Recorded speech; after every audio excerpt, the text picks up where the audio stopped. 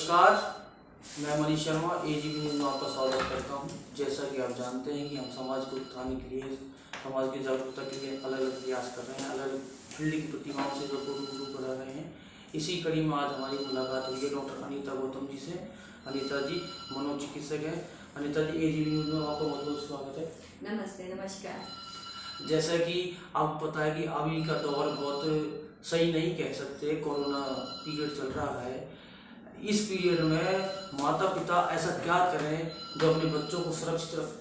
देखिए, अभी हम 2 साल से तो कोरोना से जूझ रहे हैं और अभी भी हमें समझ में नहीं आ रहा कि ये चीज़ कब ख़त्म होएगी और इसका असर हमारे समाज पे, हमारे घर पर, हमारे पूरे विश्व पे पड़ा है और कहीं ना कहीं एक बहुत नेगेटिव असर हमारी मानसिकता पर भी पड़ा है और इससे कहीं ज़्यादा बच्चों के ऊपर इसका काफ़ी नेगेटिव असर हुआ है। बच्चों के कोरोना की वजह से बच्चे घरों में कैद हो गए, चार दीवारी में कैद हो गए, बाहर जाकर खेल नहीं पा रहे। इनफैक्ट सबसे बड़ी चीज़ तो उनका स्कूल बंद हो गया है और स्कूल बंद होने की वजह से वो पढ़ाई, जहाँ वो स्कूल जाके अपनी एजुकेशन गेन करते थे, वो कहीं ना कहीं एक ऑनलाइन और लैपटॉप और फ़ोन पर शिफ्ट हो गई है।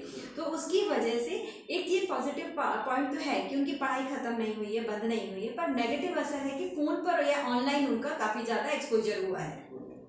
जैसे मैडम ऑनलाइन पढ़ाई का बच्चों की मानसिकता भी काफ़ी ऊपर है। बिल्कुल, देखिए पॉजिटिव तो मैं ये बात कहूँगी कि ठीक है, हमारे बच्चों की पढ़ाई रुकी नहीं है, कि आप घर पर भी रहकर आगे उन्होंने एजुकेशन ली है, आगे के क्लासेस भी उन्होंने करे हैं 2 साल तक। पर फिर भी एक नेगेटिव असर क्या होता है कि बच्चे लैपटॉप पर जब करते हैं या नेट पर जब पढ़ाई करते हैं, नेट पे क्या होता है कि एक क्लिक करा और आपको पूरी कहीं पर भी वर्ल्ड में कुछ भी चीज़ आप उस साइट को सेलेक्ट करके उस पर पढ़ सकते हैं। पॉजिटिव चीज़ें पढ़ते पढ़ते कई चीज़ें ऐसी भी होती है जो बच्चों के लिए सही नहीं है और एक क्लिक में वो भी सामने आ जाती है। कई बार ये भी हो कि नेट पर ये चीज़ें पॉपअप होती रहती है जो बच्चों को अट्रैक्ट करती है, जो उनकी एज के हिसाब से बिल्कुल भी सही नहीं है और वो चीज़ें भी बच्चों के निगाह में आती है, वो उस चीज़ से भी एक्सपोज होते हैं। तो वो सब चीज़ें भी काफ़ी नेगेटिव असर उनके दिमाग पर पड़ता है। नहीं, बच्चे भी मैडम चिड़चिड़े हो चुके हैं, आप जैसे घरों में रहकर। बिल्कुल, एक तो क्या है कि एग्रेशन बहुत ज़्यादा बढ़ा है। इनफैक्ट हमारे पास भी काफ़ी सारे केसेस ऐसे आते हैं कि बच्चे, माँ बाप बोलते हैं कि बच्चे के अंदर पढ़ाई के अंदर ध्यान नहीं है, वो जो टीचर्स पढ़ा रहे हैं वो पढ़ नहीं रहे हैं, लिख नहीं रहे हैं और कुछ भी हम फ़ोन बंद करने के कहते हैं तो एक गुस्सा बहुत ज़्यादा करते हैं। तो एग्रेशन क्यों बढ़ा है? क्योंकि क्या होता है कि फ़ोन अपने एक तरीके से लत होती है कि जैसे है ना, फ़ोन चल रहा है और पढ़ाई के बाद भी, उसके बाद भी कंटिन्यूसली वो लैपटॉप देखते हैं, फ़ोन देखते हैं, तो एक उसके बाद जब मम्मा पापा कहते हैं कि नहीं बस बहुत हो गया, कि फ़ोन और लैपटॉप बंद कर दो, तो उनको गुस्सा आने लग जाता है कि नहीं, हम तो फ़ोन देखेंगे, हमारी पढ़ाई आप बंद करवा रहे हो और हम अब ना खाना नहीं खाएंगे, हम आपसे बात नहीं करेंगे, हम इतने छोटी छोटी बातों पे चीखना चिल्लाने लग जाते हैं। दूसरा क्या होता है, गेमिंग बहुत ज़्यादा बच्चों में बढ़ गई है कि ठीक है, हम बाहर नहीं जा रहे हैं, हमारे पास एंटरटेनमेंट का कोई साधन नहीं है, तो हम घर पर रहकर क्या करें, हम तो फ़ोन पर ही गेम खेलें। पर वो गेम क्या होता है, दूसरों को मारना, गन चला के आप एक जा रहे हैं वहाँ पे किसी को भी मारना, ये सारे पबजी वगैरह ये सारे गेम्स किस पे बेस्ड है, दूसरों को मारने पर, मतलब एक एग्रेशन पे, हिंसात्मक गेम्स है। तो वही चीज़ बच्चे के अंदर आ रही है, जो हिंसा से संवेदनशीलता है वो कहीं ना कहीं बच्चों के अंदर कम हो जाती है जब वो ये गेम खेलते हैं और वही एग्रेशन बच्चों में आ जाता है और वही चीज़ अपने से छोटे बच्चों के अंदर या छोटे सिबलिंग्स हैं उनके साथ वैसा ही वो व्यवहार करते हैं, थप्पड़ मारना, गुस्सा करना, चीखना, चिल्लाना। तो ये सब चीज़ें चिड़चिड़ाहट बच्चों के अंदर आ रही और ना केवल एग्रेशन बल्कि काफ़ी सारी फिजिकल प्रॉब्लम्स भी बच्चों के अंदर आ रही। जैसे हम स्कूल में जाते हैं तो क्या होता है कि हम कुर्सी टेबल पे बैठ के पढ़ते हैं, सीधे बैठ के पढ़ते हैं, हम टेबल पे लिखते हैं, हमारा राइटिंग स्किल भी काफ़ी अच्छा होता है। पर घर पर आप किसी भी पोजीशन पे पढ़ रहे हो, लेटे हुए पढ़ रहे हो, बैठे बैठे पढ़ रहे हो, बैठे बैठे खाना खा रहे हो, लेटे लेटे आपकी क्लास चल रही है, आप कैमरा ऑफ करके आप कभी भी किसी भी टाइम आपके मंचिंग स्टार्ट है, तो वो सब चीज़ें, ओबेसिटी, मोटापा बच्चों के अंदर काफ़ी ज़्यादा बढ़ गया है, बैकेक होने लग गई है, कंटिन्यूसली लैपटॉप देखने से उनकी आंखों पर असर होने लग गया है, आंखें दर्द करने लग गई हैं और हाथों में दर्द होने लग गए। ये सारी बड़े बड़े चश्मे लग जाते हैं। इन सब फिजिकल प्रॉब्लम्स भी काफ़ी ज़्यादा आ रही है और जब एक तरीके से एक लत है कि ये जब चीज़ें जब बच्चों को नहीं मिलती है, लैपटॉप बंद करा जाता है, तो उनके ब्रेन के अंदर भी चेंजेस आने लग गए हैं। फिर उनको एक जैसे शराबी को शराब की लत लग जाती है, वैसे ही बच्चों को इसकी लत है और जब ये फ़ोन नहीं मिलता है तो गुस्सा करने लग जाते हैं, चीखने चिल्लाने लग जाते हैं। तो कहीं ना कहीं हमें अभी अपने बच्चों पर ध्यान देने की ज़रूरत है कि बच्चों में मोबाइल को लेकर आदत लग गई है, बच्चे चिड़चिड़े होने लग रहे हैं। ऐसी परिस्थिति में माता पिता को क्या करना चाहिए ताकि बच्चे फिजिकली थोड़ा फिट हो सके और मेंटली ठीक हो सके? देखिए, इसमें सबसे ज़्यादा अहम जो भूमिका है वो मम्मा पापा की है, क्योंकि बच्चों को आप सबसे बेहतर समझ सकते हैं, आपसे बेहतर कोई नहीं जानता है। जब आप अपने बच्चे से 1 टू 1 फेस बात करें कि ये फ़ोन है, इसको हमें एक डिसिप्लिन में यूज़ करना चाहिए।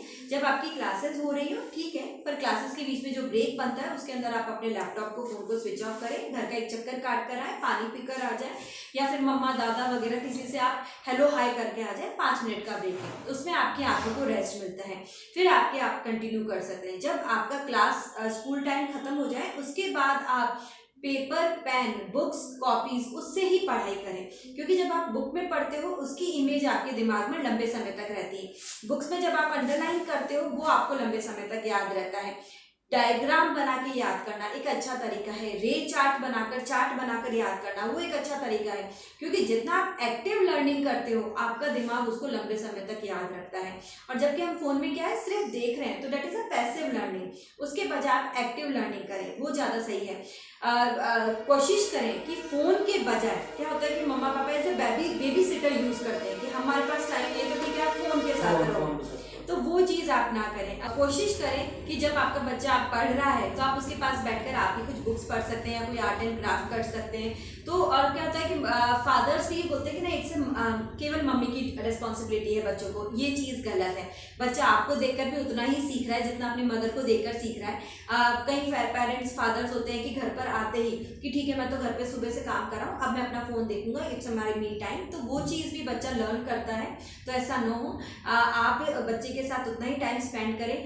टाइम स्पेंड करने के लिए क्या होता है कि एक अच्छे से आसान तरीका है गार्डनिंग है, क्योंकि लॉकडाउन हो जाता है, घरों में कैद है बच्चे, अभी भी इतना फ्री मूवमेंट नहीं है, कोरोना में अभी भी नहीं निकल पा रहे हैं, तो गार्डनिंग एक अच्छा ऑप्शन है। एक एक्सरसाइज फिजिकल एक्टिविटी के लिए बहुत अच्छी चीज़ है कि आप अगर जितनी भी 20 मिनट्स भी अगर आप पूरे दिन भर में अगर फिजिकल एक्टिविटी करते, चाहे तो डांस के रूप में, चाहे ऊपर आपका वॉक के रूप में है, चाहे आप बच्चों के साथ आप बैडमिंटन खेल सकते हैं अपने गार्डन के अंदर, या फिर आप कुछ भी ऐसी एक्टिविटी जिसके अंदर आपकी फिजिकल एक्टिविटी भी होती रहे, तो वो आपके बॉडी के लिए भी अच्छा है और आपके ब्रेन के लिए भी अच्छा है। और कम से कम जब आप अपने बच्चों के साथ एक साथ कोई एक्टिविटी करते हैं तो आपकी बॉन्डिंग भी बढ़ती है। एक बहुत अच्छा आसान तरीका है कि आप बच्चों से कहिए कि अगर आप पूरे दिन भर में अच्छे से पढ़ेंगे करेंगे तो हम शाम को एक कैरम का मैच खेलेंगे, शाम को एक शतरंज का मैच खेलेंगे, या साथ में हम ड्राइंग करेंगे, जो मुझे आता है वो मैं आपको सिखाऊंगा, चाहे किसी भी रूप में हो।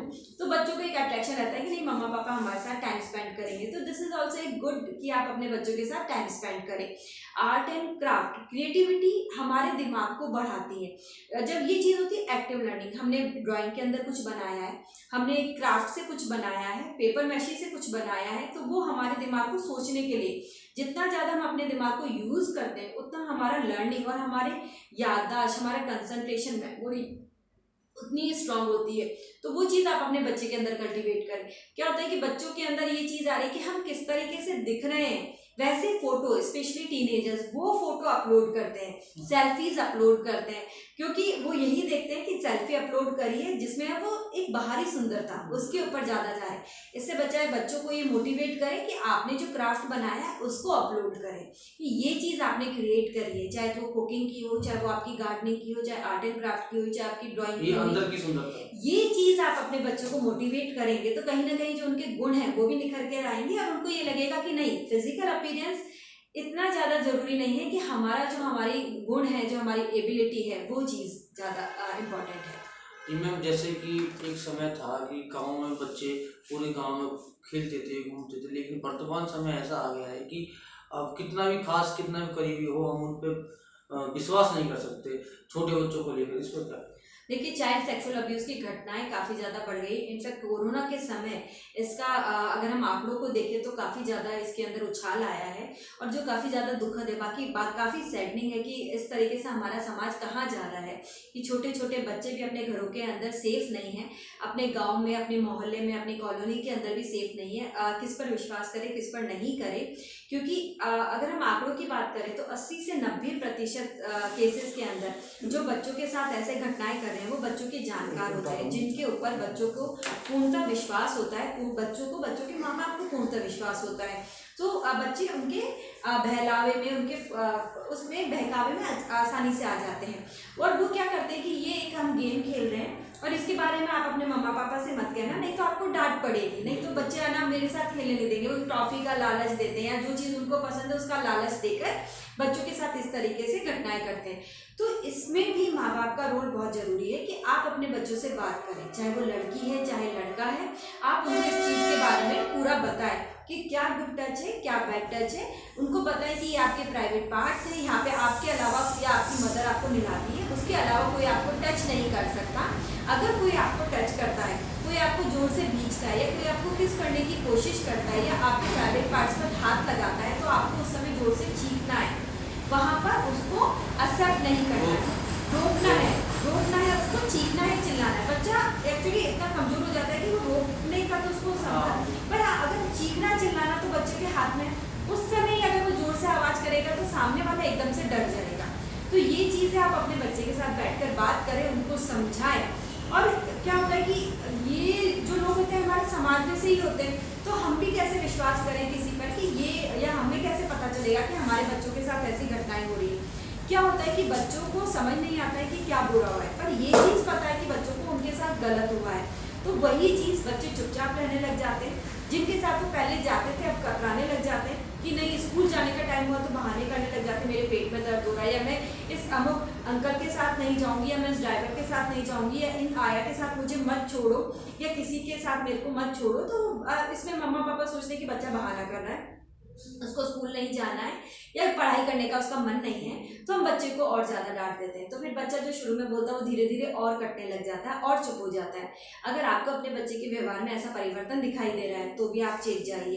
क्या होता है बच्चे अपनी ड्राइंग में और इन सब चीज़ों में भी कई बार उन चीज़ों का जिक्र कर देते हैं। अगर बच्चे की ड्राइंग में भी ऐसा कुछ आपको दिखाई देता है जो कि ऐसा सुंदर नहीं है, खूबसूरत नहीं है, या बदसूरत है, जैसे काले काले अलग दिख रहा है, तो भी आप समझिए बच्चे से प्यार से बात करें।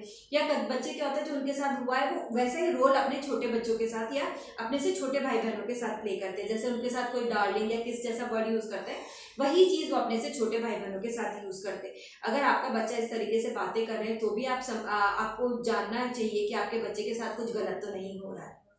Thank you ma'am AGB news बात करने के लिए। तो जैसा कि आपको पता है कि हम लगातार प्रयास कर रहे हैं, आज हमने बच्चों को लेकर डॉक्टर नीता जी से बात की। आज के लिए मुझे दीजिए इजाजत, अगले वीडियो में मिलूंगा किसी और शख्सियत के साथ। नमस्कार।